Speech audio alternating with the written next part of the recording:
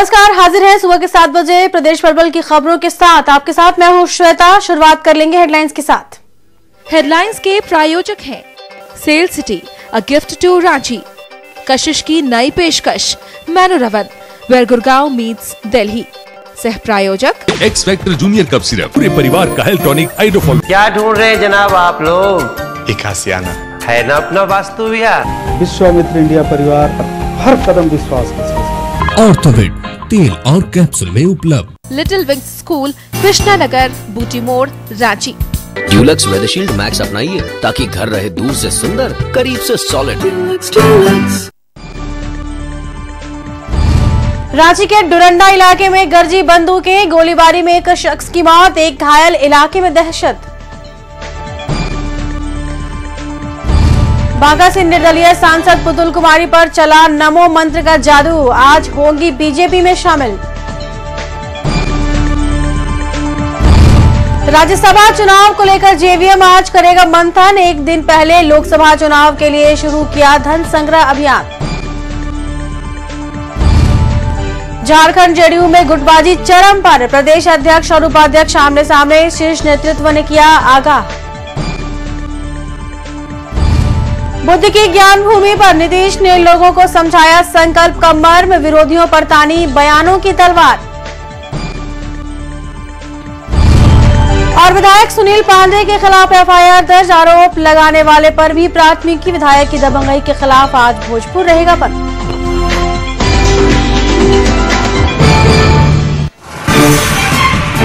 तो बड़ी खबर इस वक्त सिवान से, जहां असम के कोकराझार में मारे गए बिहारी युवक शमशेर का शव पहुंच गया है। आपको बता दें कि बोडो उग्रवादियों ने 5 हिंदी भाषी युवकों को मौत के घाट उतार दिया था, जिसमें से 4 लोग बिहार के थे और इन्हीं 4 में से एक वो सिवान का था, जिसका शव सिवान पहुंच चुका है। असम के कोकराझार में मारे गए बिहारी युवक शमशेर का शव उसके घर पहुंच गया है।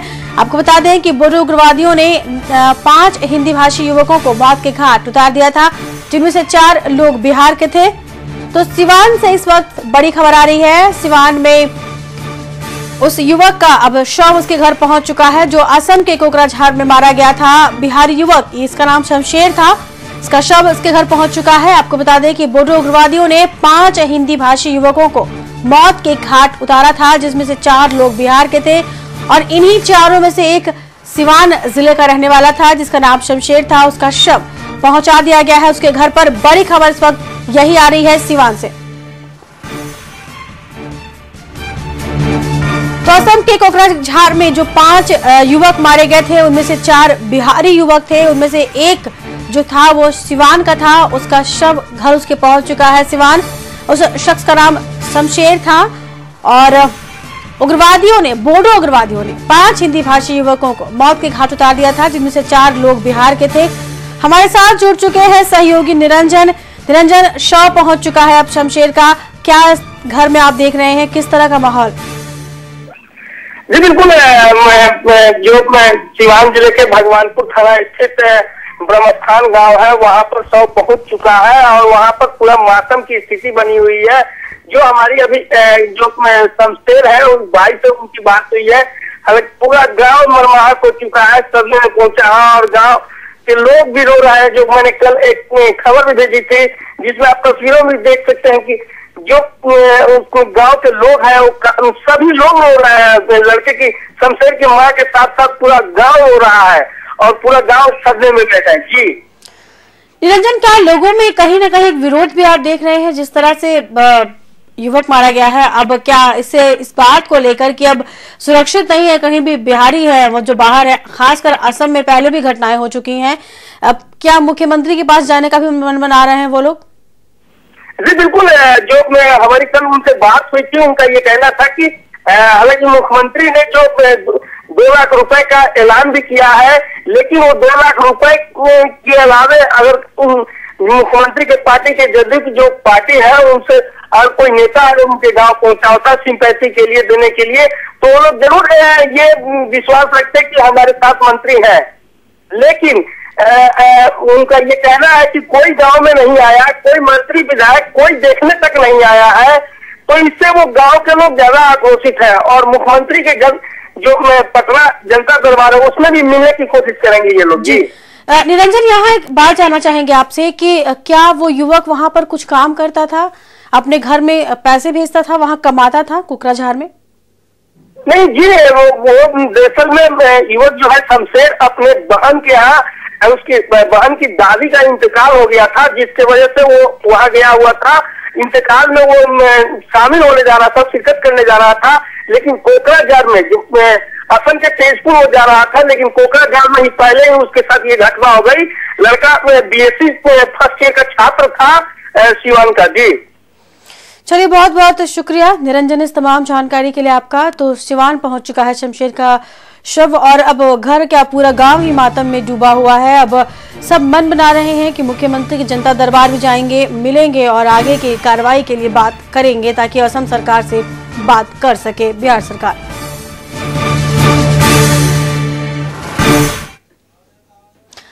राज्य के डोरंडा थाना क्षेत्र में देर रात हुई गोलियों की गूंज ने लोगों में दहशत भर दी। गोलीबारी में एक शख्स की मौत हो गई जबकि एक युवक जख्मी हो गया, जिसे इलाज के लिए अस्पताल में भर्ती कराया गया। अचानक हुई गोलीबारी ने शहर की सुरक्षा व्यवस्था पर कई सवाल खड़े कर दिए हैं। तरफ जा रहे थे एजी मोड़ तरफ से, तो एजी मोड़ के पास अंदाजी बोलता है गोली चला, क्या हुआ? इंडिका का भी गाड़ी का बाइक में शीशा टूटा है और आगे थोड़ा बड़ा तो चिमचिमा रहा, छुआ तो खून वून है, लगा कि गोली लगा, इस टाइप से बोल रहा है। घर में आया और तुरंत हम लोग फिर गुरु नानक गए, गुरु नानक रेफर कर दिए, वहाँ से एम्बुलेंस मिला और हम लोग RMCH आए। अब तो हमको जो जानकारी मिल रही है अभी तक महेश साहनी के विषय में हॉस्पिटल में आने के बाद जानकारी मिल रही है कि महेश साहनी को किसी ने गोली मारी है, लेकिन महेश साहनी के कोई भी परिजन अभी तक किसी भी प्रकार की सूचना थाना को नहीं दिया है। ना ही थाना को अभी तक आप लोगों के माध्यम से सूचना मिली कि महेश साहनी को गोली लगी है। हम लोगों को किसी ने सूचना नहीं दिया इस विषय में। एजी मोड़ में शायद उसका डोरंडा में टेंट हाउस है, वहाँ टेंट हाउस से अपना घर हिनू जा रहा था, जिस क्रम में एजी मोड़ के पास उसको पीछे से किसी ने गोली चलाई है, जिसको वो देख भी नहीं पाया है। और अभी तो वो ऑपरेशन थिएटर से निकलेगा तो हम उससे पूछताछ करेंगे। और हमारे साथ जुड़ चुके हैं हमारे सहयोगी सोहन सिंह, उनसे बात करते हैं। सोहन, किस तरह का ये पूरा मामला है? क्योंकि जिस तरह से हमने पुलिस अधिकारी की भी बाइट सुनी, उनका साफ कहना है कि पीछे से गोली मारी गई है। किस बात को लेकर कोई रंजिश था या कुछ और मामला है ये? देखिए, ये दोनों घटना रांची के डोरंडा थाना क्षेत्र में घटी है और देर रात घटी है। और कहे तो डोरंडा थाना क्षेत्र में एक घटना घटी है घाघरा पुल के पास, जो नामकुम इलाका सटा हुआ है। और उस इलाके से कहा जाए एक युवक आता है और उसके सर में 2 गोली मारी जाती है और घटनास्थल पे उसकी मौत हो जाती है। और उस घटना के बाद कहा जाए तो घटनास्थल पर 4 घंटे बाद पुलिस पहुंचती है और पुलिस पहुंचती है तो रिम्स में पहुंचती है। और उस घटना के बाद पुलिस को जानकारी भी नहीं होती है कि उनके इलाके में गोली चली है और किसने गोली चलाई है और किसकी मौत हुई है, पुलिस को जानकारी तक नहीं होती है। उस घटना के बाद कहा जाए तो डोरंडा थाना क्षेत्र के न्यू एजी कॉलोनी के पास काफी VIP इलाका है और वहां पर काफी भीड़ भाड़ रहा था और वहां पे एक युवक को पीछे से गोली मारी जाती है। और युवक को गोली लगने के बाद युवक खुद अपने कहा जाए तो परिजनों को फोन करता है और पुलिस को भी सूचना दी जाती है और तुरंत उसी समय पुलिस को सूचना दी गई कि इस घटना घटी और गोली मारी गई है। लेकिन उसके बाद भी कहा जाए तो घटना असल पुलिस वहां भी नहीं पहुंची और ना ही उसके परिजनों से बातचीत की और ना ही उस घायल युवक से बातचीत की और उसे रिम्स ले जाया गया। और पुलिस रिम्स पहुंचती है 4 घंटे के बाद और उसका बयान लेती है। तो निश्चित रूप आप समझ सकते हैं कि पुलिस कितना संवेदनशील है और कितने जो उनके दावे होते हैं कि कानून व्यवस्था के लिए वो हर संभव प्रयास कर रहे हैं, अपराधियों पर वो हर संभव नकेल कसेंगे, लेकिन अपराधी उनके सामने गोली मार के चले जा रहे हैं और पुलिस अधिकारी चुपचाप बैठकर देखते रह रहे हैं। और घटना के बाद 4 घंटे बाद पुलिस पहुंचती है, थाना से कुछ दूरी पर गोली चलती है और थानेदार को जानकारी नहीं होती है। तो आप समझ सकते हैं कि रांची में कानून व्यवस्था का क्या हाल है। जी सोहन, बिल्कुल जाहिर सी बात है कानून व्यवस्था का क्या हाल है, ये खबर ही बयां कर रहे हैं। क्या जो एक शख्स की मौत हुई है और दूसरा ऑपरेशन थिएटर में है, क्या दोनों मामले एक दूसरे से जुड़े हुए हैं? और साथ ही टेंट हाउस होने की बात कही जा रही है उस युवक की, क्या उस पे भी कुछ विवाद है? क्या उसमें पैसे के लेन देन में कभी कोई विवाद रहा, इसकी वजह से घटना हुई? परिवार वाले क्या कहते हैं? देखिए दोनों घटनाएं अलग अलग हैं। एक घटना है आपको डोरंडा थाना क्षेत्र के घाघरा पुल के पास एक जो मछली व्यवसायी है जो नामकुम से रांची की ओर लौट रहा था और घाघरा पुल के पास अपराधियों ने उसे रोका और उसके सिर में 2 गोली मारी और घटना से उसकी मौत हो गई। और जो हमें जानकारी मिली है कि वहाँ के जो आसपास जो लोग रहने वाले हैं उन्होंने तुरंत इस घटना की जानकारी पुलिस अधिकारियों को दी, लेकिन उन्होंने खुद कहा कि उस घटना पर पुलिस अधिकारी नहीं पहुंचे और उसे युवक की पड़ताल के लिए कौन युवक और किसकी हत्या हुई है अधिकारी रिंस पहुंचते हैं। उस घटना के बाद कहा जाए तो कुछ घंटे के बाद ही कहा जाए तो डोरंडा थाना क्षेत्र के न्यू एजी कॉलोनी के पास एक कहा जाए तो टेंट कर्मचारी जो कहे तो अपने ऑफिस से वो घर की ओर जा रहा था और पीछे से उसे गोली मार दी जाती है और उसे जानकारी नहीं कि आखिर उसे किसने गोली मारी है कि क्या मामला था। दोनों घटनाएं अलग अलग हैं और दोनों घटनाएं में कहीं न कहीं अपराधियों के हौसले बढ़ गए थे और दोनों घटनाओं में जब पुलिस अधिकारी जब वहां पर पहुंचे ही नहीं घटना स्थल पर, जब वहां पर नहीं गए, न ही उनके परिजनों से बातचीत की घटना स्थल पर, न ही घटना स्थल का मुआयना किया, 5 घंटे बाद जब वहां पर पहुंचेंगे तो उनको जानकारी किस स्तर की होगी आप समझ सकते हैं। तो जो पुलिस अधिकारी है उनका साफ तौर पर कहना है कि एक शख्स की मौत हो गई है, एक शख्स घायल है, उनकी जांच जारी है, पड़ताल जारी है, तफ्तीश जारी है, अपराधियों को जल्द से जल्द गिरफ्तार कर लेंगे ही उनका जवाब रहता है। चलिए बहुत बहुत शुक्रिया इस तमाम जानकारी के लिए सोहन आपका। तो जांच का विषय तो है ही, लेकिन कानून व्यवस्था का क्या, चूंकि खुलेआम जिस तरह से गोलीबारी हुई है उस पर कानून व्यवस्था पर सवाल खड़े हो रहे हैं। और खबरों में फिलहाल यह वक्त हो चला एक छोटे से ब्रेक का। ब्रेक के बाद लौटेंगे कुछ और खबरों के साथ।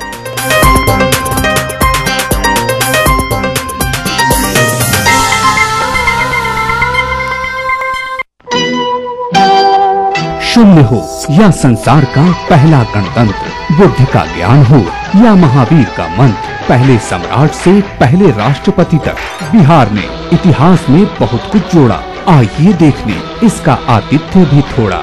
जानिए बढ़ता बिहार कैसा दिखता है, क्यों पूर्वी भारत हमें अपना ताजमहल कहता है। संबोधि रिट्रीट, वास्तु बिहार की अनुपम कृति। सुधा की खूबियाँ, सेहत, स्वाद, अनगिनत खुशियाँ। Patna dairy project. क्या तकलीफ है? घुटनों का दर्द है। और आपको? कमर और जोड़ों का दर्द है। Yes gentleman. पीठ दर्द और मांसपेशियों में खिंचाव। आप सबको डॉक्टर की नहीं, डॉक्टर डे जेल की जरूरत। कमर एवं जोड़ों के दर्द के लिए आपको डॉक्टर की नहीं, डॉक्टर डेक जेल की जरूरत है। दीदी ये VHND क्या होता है? VHND इसका मतलब है ग्राम स्वास्थ्य पोषाहार दिवस। मतलब आंगनबाड़ी में हफ्ते में 2 दिन, बृहस्पतिवार एवं शनिवार, हम लोग गांव के औरतों, बच्चों एवं सभी को मुफ्त में जांच करते हैं। साथ ही स्वास्थ्य सेवाओं के अतिरिक्त पौष्टिक आहार भी धात्री को दी जाती है। अरे वाह, इतना सब!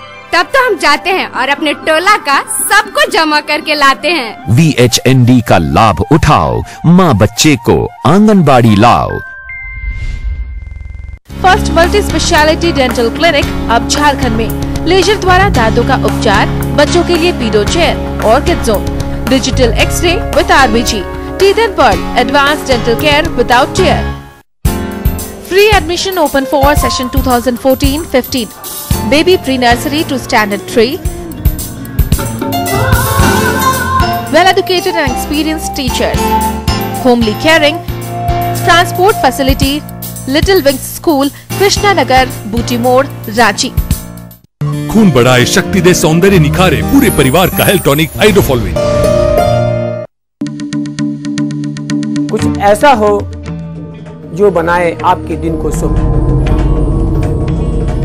कुछ ऐसा हो जो दूर कर दे आपके दुख, कुछ ऐसा हो जो मोड़ दे बलाओं का रुख। जानिए ज्योतिष सम्राट आचार्य शिवानंद से वो मंत्र, वो यंत्र, वो रत्न जो आपकी बदलती किस्मत।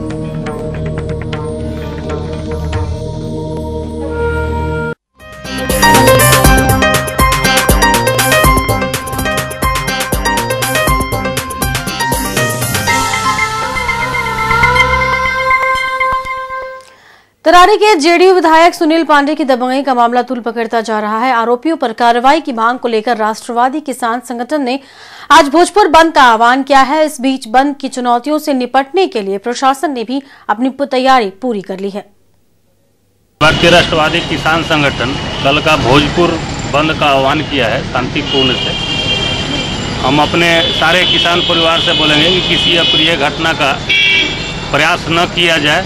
शांतिपूर्ण बंद का हम लोग आह्वान कर रहे हैं और इसलिए कि हम लोगों को न्याय मिले। हमें न्याय से मतलब है, चाहे सरकार इस पर जिस तरह का न्याय दे, हमें न्याय पर भरोसा है और हम न्याय चाहते हैं। इसलिए हम लोग वहाँ चक्का जाम किए थे और आज बंदी का भी कल हम लोग आह्वान किए। तो तरारी के जेडीयू विधायक सुनील पांडे की दबंगई का मामला तूल पकड़ता जा रहा है। आरोपियों पर कार्रवाई की मांग को लेकर राष्ट्रवादी किसान संगठन ने आज भोजपुर बंद का आह्वान किया है। इस बीच बंद की चुनौतियों से निपटने के लिए प्रशासन ने भी अपनी तैयारी पूरी कर ली है। जिस तरह से कल ये पूरा मामला सामने आया था, हमारे साथ जुड़ चुके हैं हमारे सहयोगी आरा से संजय। जिस तरह से कल से ये पूरा मामला तूल पकड़ता जा रहा है, कशिश ने भी इस पूरे मामले को बहुत ही गंभीरता से दिखाया था, पूरे विस्तार से बताया था दर्शकों को। आज क्या असर है इस खबर का और साथ ही बंद का कितना असर अब सुबह हो चुकी है, आप देख रहे हैं? देखिए, ऐसा है कि अभी आरा सहार मुख्य मार्ग को ग्रामीणों ने अभी जाम किया है और बंद का असर वहीं से शुरू हो गया है, देखने को मिल रहा है। और उसके बाद जो वाहने हैं वो यहाँ की जहाँ की तहाँ खड़ी है, क्योंकि आरा सासाराम मुख्य पथ को भी जाम कर दिया गया है और उसके बाद स्टेशन रोड को भी जाम कर दिया गया है। अभी धीरे धीरे जो है बंद का जहाँ तक माहौल देखा जा रहा है, वो धीरे धीरे लोग सड़कों पे आ रहे हैं। जो इंदु भूषण के जो समर्थक हैं, जो पिटाई हुई थी कल परसों रात में, जो जिसकी शख्स की पिटाई हुई थी, उस पिटाई के विरोध में धीरे धीरे लोग सड़कों पे आ रहे हैं। अभी सुबह का समय है, लेकिन फिर भी आरा सहार और आरा सासाराम मुख्य मार्ग को लोग जाम किए हुए हैं और पुलिस प्रशासन की तरफ से पूरी चाक चौबंद व्यवस्था भी की गई है। जी चलिए, बहुत बहुत शुक्रिया संजय इस तमाम जानकारी के लिए आपका। तो काफी मामले ने तूल पकड़ लिया है। अब पूरी ग्रामीण और जो किसान समिति है वो सब लोग अब सामने आ गए हैं। अब विधायक के लिए भी काफी मुश्किल होती नजर आ रही है। वहीं कशिश पर खबर दिखाए जाने के बाद तरारी विधायक सुनील पांडे मीडिया से मुखातिब हुए और खुद के लिए दबंग शब्द को नकारते हुए भोजपुर एसपी से उचित जांच की मांग की। पांडे जी, ये बताइए कि ये लग रहा है कि सारे लोग आरोप लगा रहे हैं कि आपने पिटाई कर दिया है और बहुत तरह की बातें आ रही हैं सामने, केस की भी बातें आ रही हैं, FIR दर्ज होने की बात भी आ रही है। क्या कहेंगे इस बारे में, आखिर क्या मामला है? देखिए, कल का वाकया है। कल हम क्षेत्र भ्रमण के दौरान अपने क्षेत्र से जा रहे थे तो बरही, हमारे क्षेत्र में एक बरही गांव है, वहाँ कुछ हमारे समर्थक खड़े थे। हम गाड़ी रोक करके उन लोगों से विकास से संबंधित कुछ बातें हो रही थी। इसी बीच में सहार के तरफ से 3 लड़के मोटरसाइकिल पे सवार नशे में धूत होकर उन लोगों ने गाड़ी के आगे गाड़ी लगा दिया और हमारे साथ दलित और महादलित समुदाय के भी सदस्य थे, जो एक वहाँ के उप प्रमुख और एक महादलित के वहाँ के प्रखंड अध्यक्ष साथ में थे। हमको और उन समर्थकों को गाली गलौज उन लोगों ने देना प्रारंभ किया। फिर गांव के भी, बरही गांव के भी 2 लोग और आ गए, उन लोगों ने भी गाली गलौज जो है देना प्रारंभ किया और भी हमारे समर्थक लोग जुट गए। वाकयात ऐसा कुछ भी नहीं था। हमने उन लोगों को समझाया कि लोगों को हटा दीजिए, शराब के नशे में लोग हैं, और ग्रामीणों द्वारा फिर उन लोगों को हटा दिया गया, वहाँ से भगा दिया गया। राजनीतिक साजिश है और जिस लड़के के बारे में FIR करने की बात आ रही है, हालांकि मेरे समर्थकों द्वारा भी FIR कराया गया और मैं पुलिस अधीक्षक से मांग करूंगा कि उसकी जांच करके और त्वरित कार्रवाई की जाए, जो लोग भी दोषी हों। उधर जमशेदपुर में अपराधियों का मनोबल लगातार बढ़ता जा रहा है। बेलगाम हो चले अपराधियों ने करंदी चौक के पास JMM के जिला उपाध्यक्ष लगाई हांसदा की गाड़ी पर बमों और गोलियों से लगातार हमला किया। ताबड़तोड़ बमबाजी में JMM नेता बुरी तरह घायल हो गए थे, जिनकी इलाज के दौरान मौत हो गई। शहर भर के लोग गोलियों की आवाज और बमों के धमाके से दहल उठे हैं। जेएमएम नेता की हत्या के पीछे पुरानी रंजिश की बात सामने आ रही है। घटना से आहत जेएमएम के नेताओं ने 24 घंटे के अंदर आरोपियों की गिरफ्तारी की मांग की है। कांच खुला हुआ था, तब तक बहुत जोर से आवाज दिया, कुछ देख भी नहीं पाए हम लोग। आप लोग कितने लोग थे गाड़ी में? हम लोग टोटल मिला के 5 आदमी। वो लोग कौन सी गाड़ी में थे? वो लोग स्कॉर्पियो में।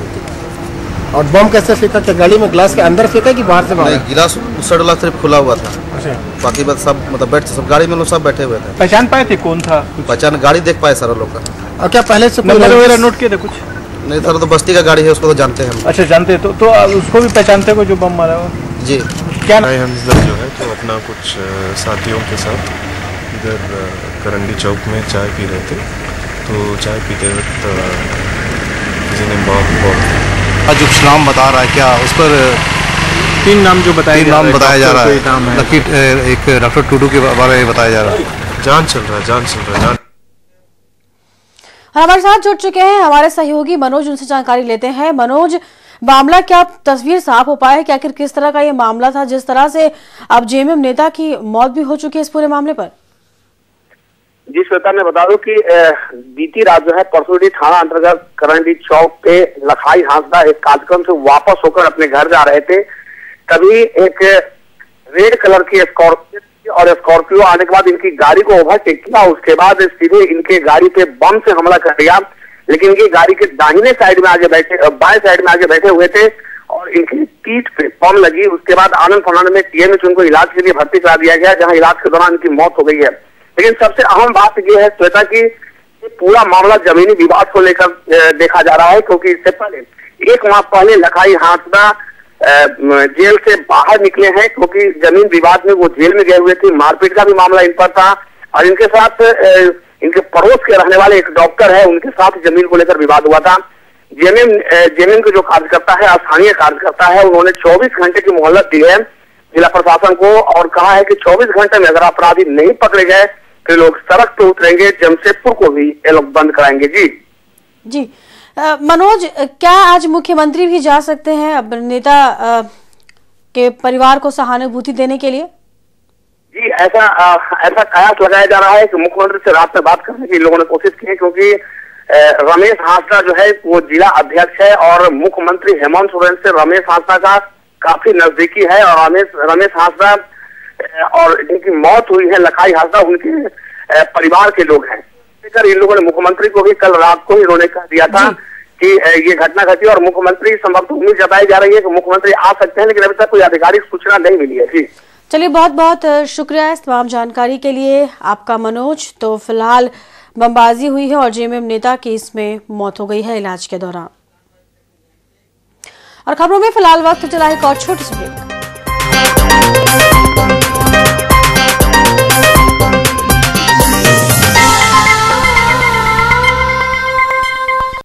बेटे लड्डू लेके जाना। हाँ माँ।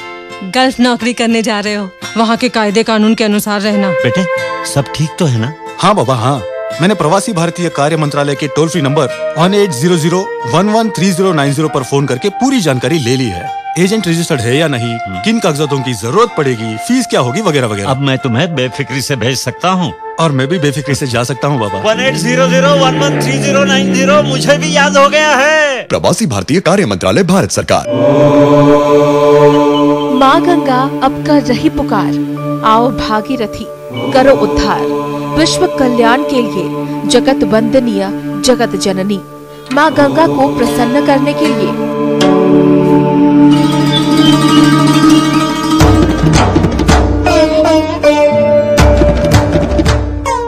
अस्मिता की एक धार्मिक पहल गंगा महायज्ञ। प्रथम चरण में गंगा रथ यात्रा 14 जनवरी 2014 को सप्तऋषि हरिद्वार उत्तराखंड से प्रारंभ होकर रुड़की, मुजफ्फरनगर, मोदीनगर, दिल्ली, कानपुर, इलाहाबाद, वाराणसी, पटना, बिहार और झारखंड के प्रमुख शहरों से होकर 12 फरवरी 2014 को गंगा सागर में संपन्न होगी। देखिए इस महायात्रा का विशेष कवरेज हर रोज शाम 6:30 बजे और सुबह 9:30 बजे सिर्फ कशिश पर।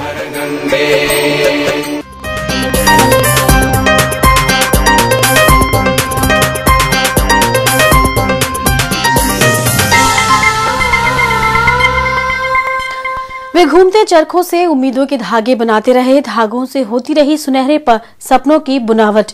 मगर जब आंख खुली तो सामने अंधेरा था, रोशनी दूर तलक नजर नहीं आ रही थी। जब सुबह हुई तो बिखरा पड़ा था भविष्य का ताना बाना। जी हाँ, ये दर्द है मुजफ्फरपुर के उन सैकड़ों बुनकरों का जिनके घर की महिलाएं कंबल बुनने में पुरुषों के साथ पसीना बहाती हैं, मगर दिन रात की मेहनत के बावजूद हाथ रह जाता है बिल्कुल खाली।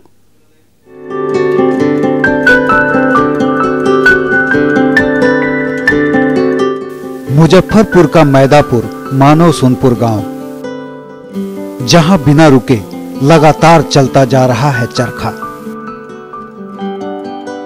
जिस पर बुनावट हो रही है सपनों की, वो सपने जो शायद कभी अपने थे ही नहीं, मगर उसे अपना बनाने की चाहत जरूर है। केवल इस बुनकर परिवार के पुरुष ही नहीं बल्कि महिलाओं ने भी परिश्रम के बूते जिंदगी को संवारने के लिए चरखे में रफ्तार भरी और कंबल बुनकर सर्द रातों में ठिठुरते लोगों को राहत का सामान मुहैया कराया है। लेकिन बदले में जो कुछ मिलता रहा है वह मेहनत के 10% हिस्से से भी कम है। लिहाजा पुश्तैनी काम पर संतोष तो जरूर है, मगर समुचित दाम और प्रोत्साहन नहीं मिलने का मलाल भी। 100 परिवार हैं जो कंबल बीनते हैं, कोई सरकारी हेल्प आज तक नहीं मिला जो आगे विकास कर सके।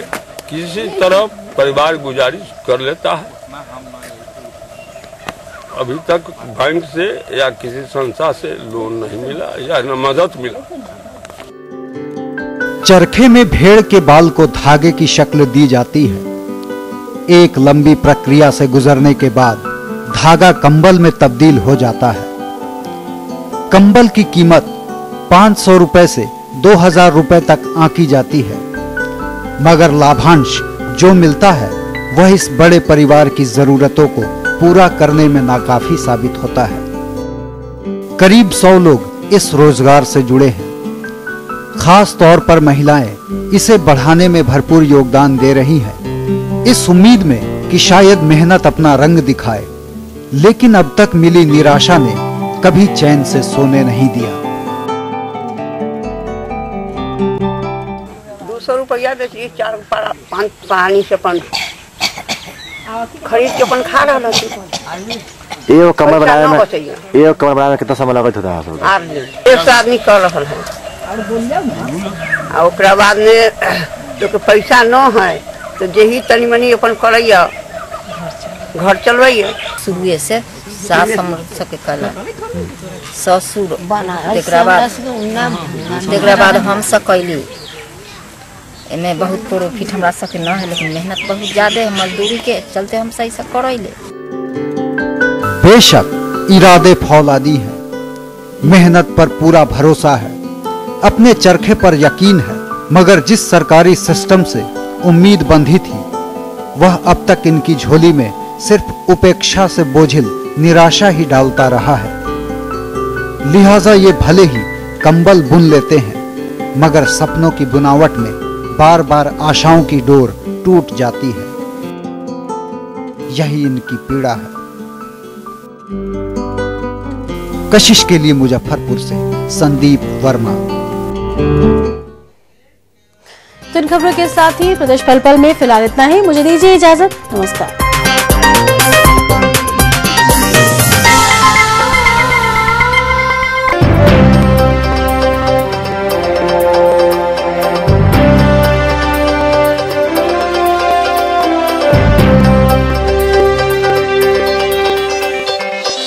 कशिश न्यूज, खबर भी असर भी।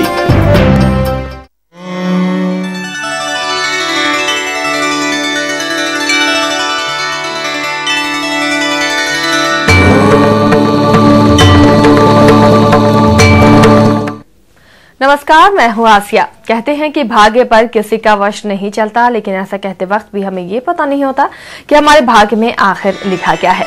तो क्या जो कुछ हमारे साथ हो रहा होता वही हमारी किस्मत में लिखा है, या फिर यह है ग्रहों का खेल जिसे हम बदल सकते हैं? आज हम जानेंगे आचार्य शिवानंद जी से, जो पटना स्टूडियो में मौजूद है। आचार्य जी, आपका बहुत बहुत स्वागत है।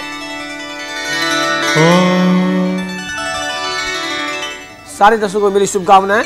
सबों का आज मंगलमय दिन हो। माँ दुर्गा की अनुकंपा सभी पे बनी रहे। तो आप भी बदल सकते हैं अपनी किस्मत, बस आपको हमें फोन करना होगा। हमारा नंबर टीवी स्क्रीन पर आ रहा है।